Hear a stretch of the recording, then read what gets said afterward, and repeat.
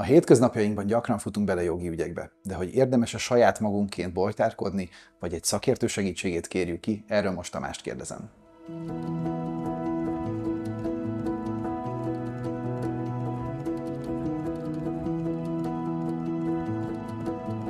Tamás, miért érdemes inkább ügyvédhez fordulni, ahelyett, hogy interneten keresgélnénk válaszokat? Az internetes keresgélés és az ügyvédhez fordulás között azért számos különbség van, és nagyon megfontolandó azért az ügyvédet választani ebben az esetben. Tapasztalataim szerint azért nagyon sokszor az interneten rengeteg jó adat van fönt, de nagyon-nagyon sokszor megkavarják, megzavarják az ügyfeleket, és igazából nagyobb problémába, meg aggodalmakba kerülnek, mint előtte.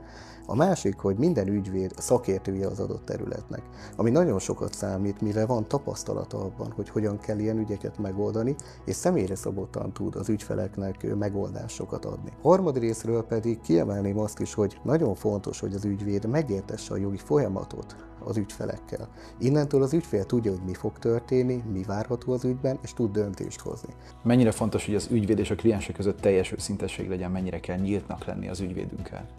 Az idősebb kollégáktól én mindig azt tanultam, hogy az ügyvéddel és az orvossal legyél őszinte. Hát ez jelen esetben is így van.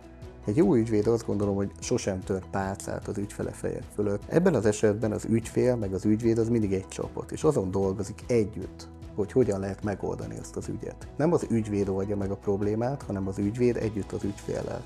És igazából ez tényleg egy olyan csapatjáték, amiben mellé rendeltek a felek, és azon dolgoznak, hogy minél hatékonyabb megoldást találják meg az ügyfél számára. Nyilván sok mindenhez kell ügyvéd, de mikor érdemes ügyvédhez fordulni, és mi alapján válasszunk? Hála Istennek munkám során nagyon sok jó ügyvéddel találkozok, de az ügyvédválasztásnál szerintem az egyik legfontosabb, hogy olyan szakterületű ügyvédet válasszunk, aki ebben jártas ebben a témában.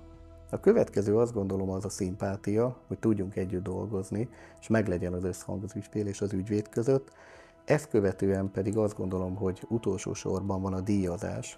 Te személy szerint mennyire tartod fontosnak a hosszú távú kapcsolattartást az ügyvéd és a kliense között? Nagyon fontosnak tartom az ügyfél és az ügyvéd közötti hosszú távú kapcsolatot. Hogyha belegondolunk, igazából az ügyvéd az mindig az olyan életszakaszában van az embernek, akkor vesz részt, amilyen nagyon fontos.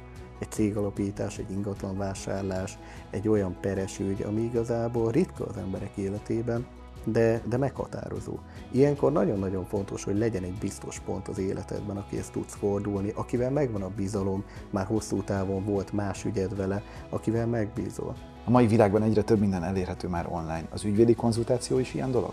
Természetesen van lehetőség már az online ügyvédi konzultációra, nagyon sok ügyvédi iroda is él ezzel, de azért azt is el kell mondani, hogy vannak olyan ügyek, amiket személyesen jó megkonzultálni. Azoknál az eseteknél jó az ügyvédi konzultáció online, amikor nagyon-nagyon gyorsan kell eljárni, vagy hogyha nagyon távol van az ügyvédtől az ügyfél. Ebben az esetben ez természetesen járható út.